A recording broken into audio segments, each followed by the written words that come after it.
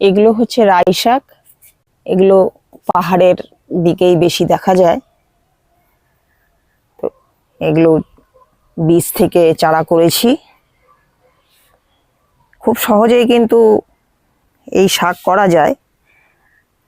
আমি যেমন এই ছোট ছোট গ্রো ব্যাগগুলোর মধ্যে বসিয়েছি, একটা করে গাছ বসিয়েছি এক একটা গ্রো ব্যাগে। যেহেতু শাকগুলো খুব বড় বড় হয়, পাতাগুলো ভীষণ বড় বড় হয়, একটা গ্রো ব্যাগে একটা করে গাছ বসিয়েছি। আগে আলাদা জায়গায় চারা করে নিয়েছিলাম, সেই চারা একটু বড় হতেই একটা একটা করে বসিয়েছি। আমি গোবর সার আর মাটিতে বসিয়েছি। এটা কিচেন কম্পোস্টের সাথে মাটি মিশিয়েও বসানো যায়, খুব সহজেই হয়ে যায়।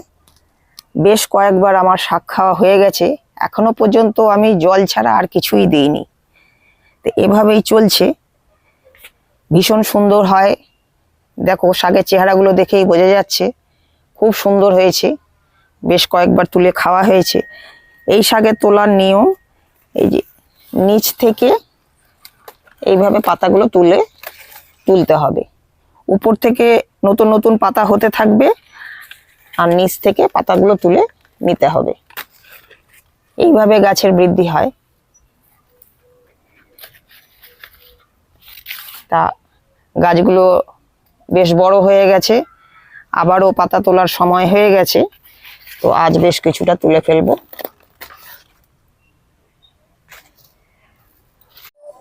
এই যে নিচের থেকে আমি পাতাগুলো তুলে নিলাম। এইভাবে নিচ থেকে তুলতে হবে। তো নিচের পাতাগুলো এই যে আমি এতগুলো তুলে ফেললাম। দেখে মনে হবে বাবা প্রচুর শাক, কিন্তু শাকগুলো ভীষণ নরম, অনেক কমে যায়। তো এইভাবে খুব সহজেই কিন্তু রাই শাক করা যায় এবং খেতেও বেশ ভালো।